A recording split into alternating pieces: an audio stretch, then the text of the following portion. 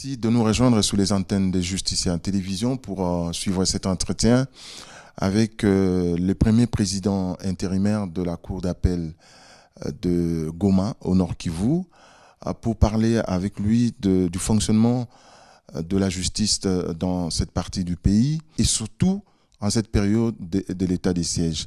Le premier président intérimaire de la Cour d'appel de Goma s'appelle M. Colin Mbamba. Bonjour ou bonsoir, Monsieur le Premier Président intérimaire. Oui, bonsoir. Alors, Premier Président, si il vous était demandé de faire un état des lieux de la justice dans la province du Nord Kivu, qu'est-ce que vous allez dire? D'abord, je tiens à vous présenter la carte judiciaire du ressort de la Cour d'appel du Nord Kivu. Les ressorts de la Cour d'appel du Nord Kivu comptent 8 tribunaux de paix à Goma, Walikale, Masisi, Nyiragongo, Rutshuru, Butembo, Beni et Lubero. Nous avons 2 tribunaux pour enfants à Goma et à Beni. Nous avons un tribunal pour du travail à Goma et 2 tribunaux de commerce, un à Goma et un autre à Butembo. Nous avons 3 tribunaux de grande instance à Goma, à Butembo et à Beni.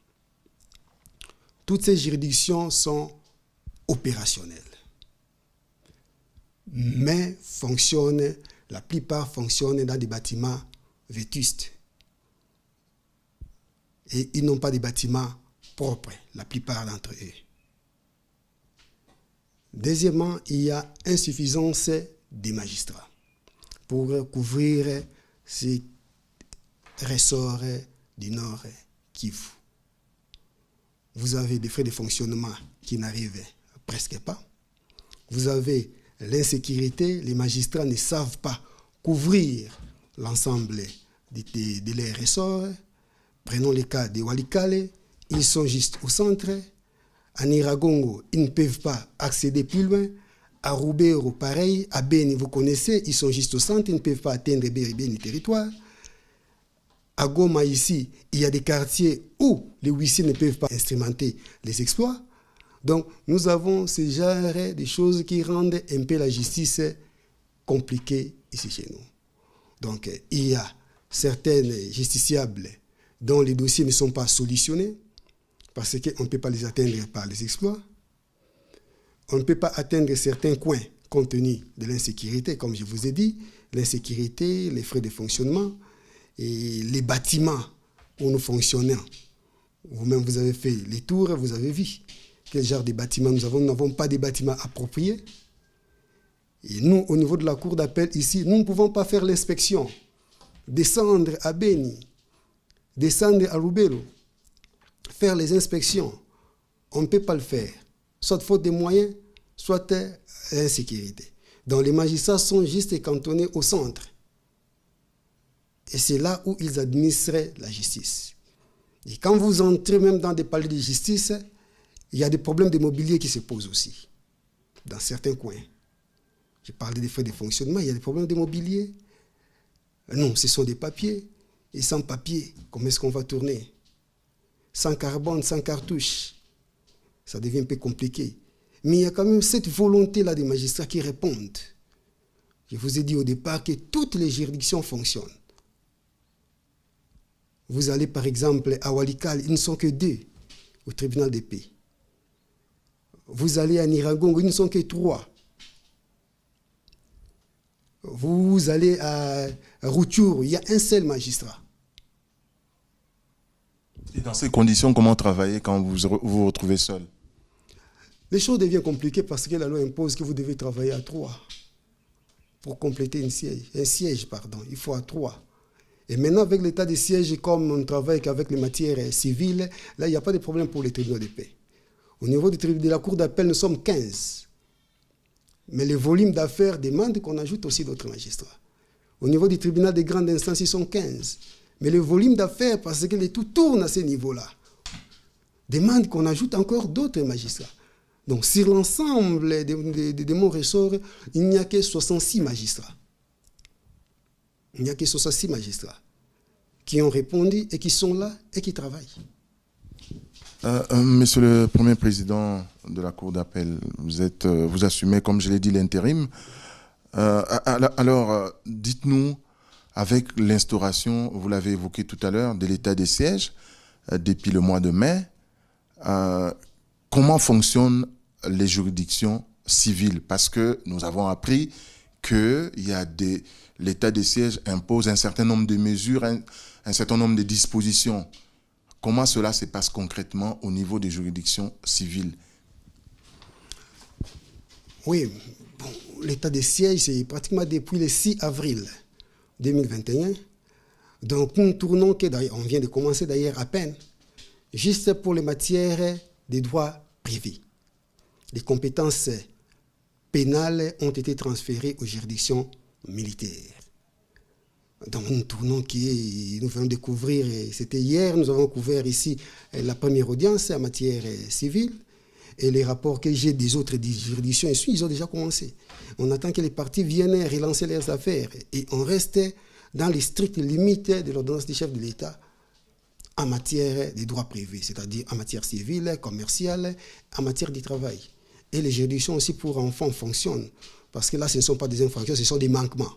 Donc, ils aussi fonctionnent. Et donc, toutes les matières pénales ont été transférées, comme vous dites? Toutes les matières pénales sont dévolues maintenant aux juridictions militaires. Donc, nous ne pouvons pas y toucher.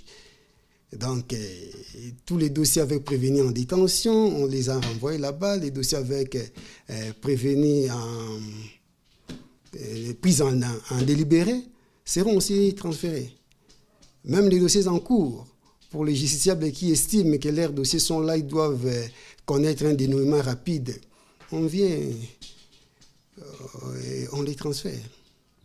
Okay. Là, on parle de la situation de l'état des sièges, mais revenons à la situation d'avant l'état des sièges, de l'administration de la justice, justement. Il y a quand même de temps en temps des accusations qu'on entend par-ci, par-là, de certains justiciables qui pointent du doigt les magistrats, les juges, de ne rien faire sans argent. Non. C'est-à-dire qu'ils vous accusent de corruption, de concussion, tout ça. Ce sont des chansons de tous les jours. Les magistrats, ce sont des personnes mal aimées. Nous sommes les mal aimés.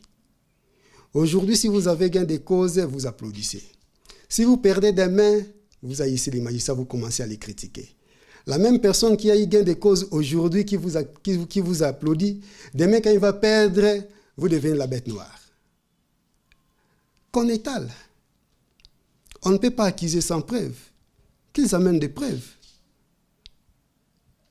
Qu'ils vous amènent des preuves. On ne peut pas commencer à chanter les longueurs des journées avec tout ce que nous faisons comme travail. Mais quand ils disent que tous les actes sont monnayés, les magistrats ne sont pas dans les circuits d'argent. Allez vérifier partout, vous verrez que dans les circuits d'argent, les magistrats ne sont pas là. De tout ce que nous générons ici comme frais vont dans les caisses de l'État, dans les comptes du Trésor public. La procédure est simple. Vous vous présentez devant les greffiers taxe, il y a une nomenclature qui est là, il y a un greffier comptable qui est là, il vous dirige, c'est un agent de DGRAD. Nous avons des agents de DGRAD dans nos juridictions. L'agent de DGRAD établit la note de perception, on vous remet à vous, justiciables, d'aller verser à la banque. Dès que vous versez cet argent à la banque, vous ramenez les bordereaux. Et c'est ces bordereaux-là qui seront mis dans les dossiers. En matière civile, quand les juges appellent la cause, la première des choses, ils regardent ces bordereaux-là. Si vous avez consigné les frais. Si vous n'avez pas consigné, ils ne possèdent pas. Comment voulez-vous accuser les magistrats? Il n'est pas dans ces circuits-là. S'il rend sa décision, ce sont des greffiers qui calculent les frais de justice. Et dès qu'il termine de calculer les frais de justice, l'agent de DGRAD est là, le comptable est là, il établisse, vous allez payer à la banque. Le comptable n'est là que pour écrire. Vous avez versé combien? Ok. Voilà, c'est les recettes que nous avons générées. C'est moi ici. Pour avoir une comptabilité, pour que les premiers présidents sachent, voilà ce que nous avons versé dans les comptes du Trésor. Et ils ne sont pas là dans les circuits d'argent.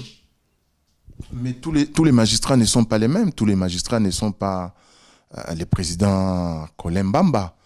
Voilà. Il y a aussi des brebis galeuses, comme on dit. On ne les refuse pas. Mais amenez des preuves. Amenez des preuves. Nous avons des chambres disciplinaires pour ça. Nous avons une chambre disciplinaire provinciale. Ici, amenez des preuves, les magistrats seront sanctionnés. Il y a déjà des magistrats qui sont sanctionnés. Même au haut niveau, vous suivez. Hein? Nous avons une chambre disciplinaire qui fonctionne. Amenez-nous des preuves. Et une partie peut saisir directement le président de la chambre provinciale, qui est le premier président, directement. On va diriger sa plainte dans la chambre disciplinaire, il va comparaître avec les magistrats. Nous ne sommes pas en dehors de la loi. On nous poursuit aussi. Mais pourvu que vous puissiez amener vos preuves, on va les sanctionner, on va sanctionner ces magistrats. Monsieur le Président, est-ce que, en parlant de la surpopulation carcérale, les prisons et les cachots qui ont dépassé les limites des capacités d'accueil, que faire pour les désengorger? Malheureusement, ce n'est pas nous qui gérons les prisons, c'est le ministère de la Justice qui gère les prisons. Donc nous ne gérons pas les prisons. On nous a présenté les prisons, c'est là où il faut placer les gens condamnés. Dès qu'on condamne, il y a le ministère public qui exécute, qui va les placer là où l'État a désigné. Vous l'avez évoqué, pratiquement toutes nos prisons sont surpeuplées. Et en plus de ce surpeuplement-là, les prisons se trouvaient dans des centres-villes. Je crois que si vous avez visité la prison de Goma ici, c'est une prison en principe qu'on doit délocaliser. Pour besoin de sécurité. Mais ce n'est pas le magistrat qui gère. C'est le ministère de la Justice qui a une politique pour ça. Monsieur le premier président intérimaire, monsieur Colin Mbamba, cela fait 15 ans depuis que la loi sur les violences sexuelles a été plutôt promulguée par le président de la République de l'époque.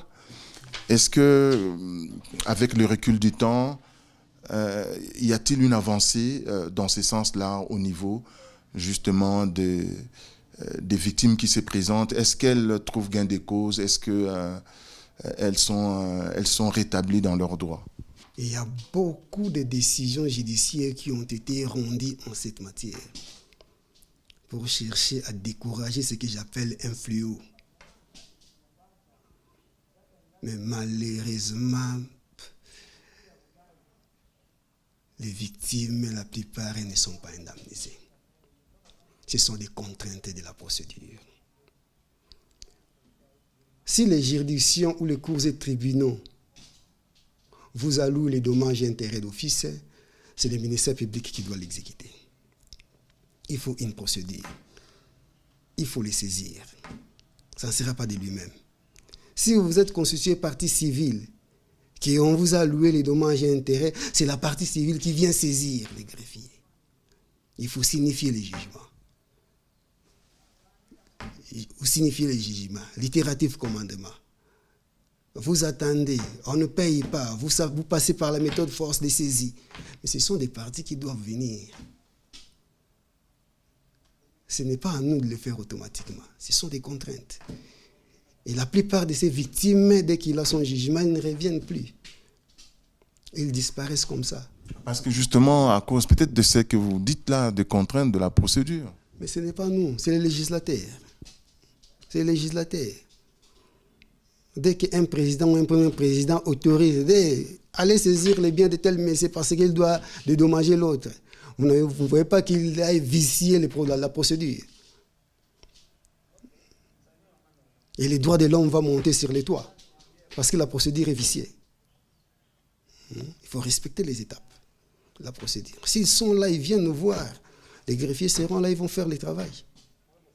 Ils vont faire le travail pourvu qu'ils entrent dans leur droit, qu'on puisse réparer les dommages et les causer. C'est vraiment important. Est-ce que ces condamnations qui sont prononcées arrivent quand même à faire baisser les taux justement de ces violences sexuelles? Malheureusement, non. Malheureusement, non. Aujourd'hui, j'ai vérifié un peu les statistiques des infractions. En 2020, c'est les viols qui étaient au top. Disons, au niveau de la cour d'appel, en appel, 20 cas de viol. En 2021, de janvier jusqu'à avant la proclamation de l'état des sièges au mois d'avril, 8 cas, suivis d'associations de malfaiteurs. Et après l'association de malfaiteurs, vous avez les infractions de meurtre. Donc, c'est une infraction qui monte encore en puissance. Il faut décourager. Il faut toujours décourager. Et continuer la sensibilisation. Et quand vous allez au niveau de la prison, vous verrez que la plupart des prévenus qui sont là-bas, des infractions de viol. Des infractions de viol.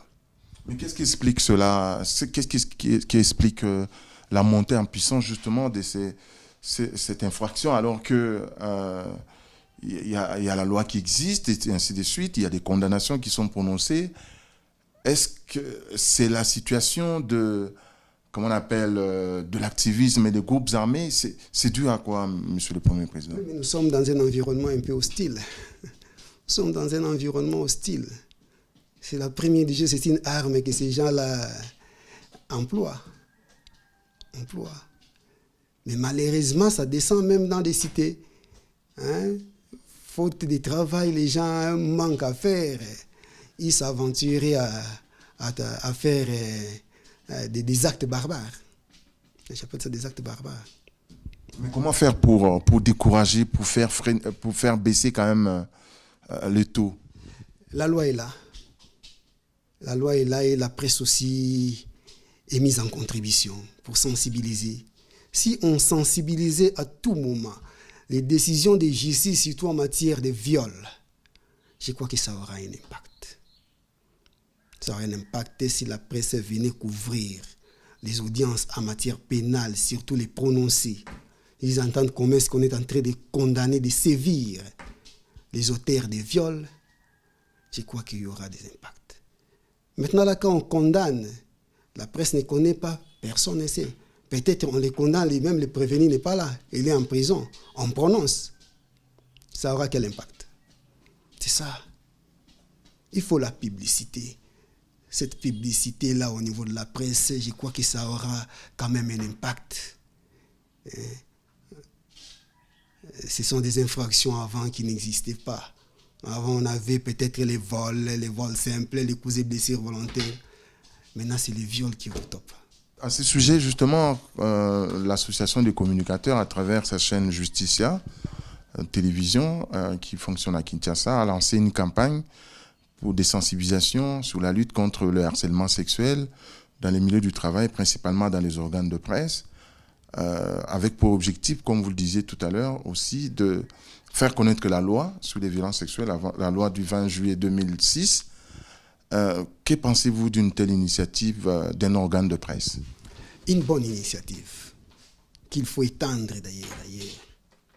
Une très bonne initiative, parce qu'on ne peut pas profiter de son autorité en proférant des menaces, en imposant des contraintes ou en exerçant des pressions graves pour obtenir des faveurs sexuelles. Il ne faut pas profiter de son autorité. Ce sont vraiment des initiatives à louer qu'il faut étendre dans d'autres organisations humaines.